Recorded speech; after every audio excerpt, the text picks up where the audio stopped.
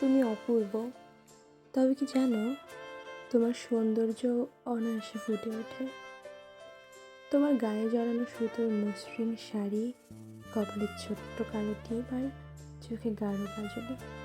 তুমি যখন আমার খুব কাছে আসো, তখন চোখ বন্ধ করতেই তোমার শাড়ি থেকে তোমার শরীরের ঘ্রাণ আমার নাকে আসতেই আমি আর আমাতে থাকি না, বিভোর হয়ে যাই তোমার অপরূপ ভয়ঙ্কর সুদর্শনে। তুমি সুহাসিনী আমার।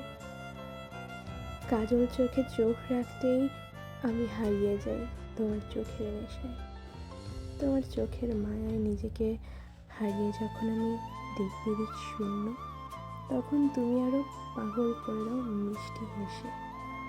এই যে তোমার থেকে অনেকটা দূরে থাকি, কিন্তু তাই বলে কি আমার পাগলামি থেমে থাকে বলো?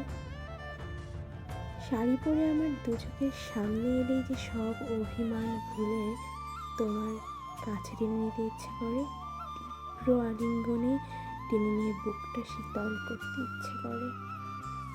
বিশ্বাস করো, আমি সত্যি ভীষণ শাড়ি প্রেমী।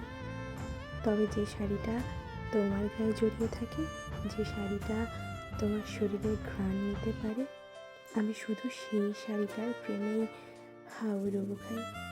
সব আদর তোমায় উজাড় করে দিতে ইচ্ছে করে।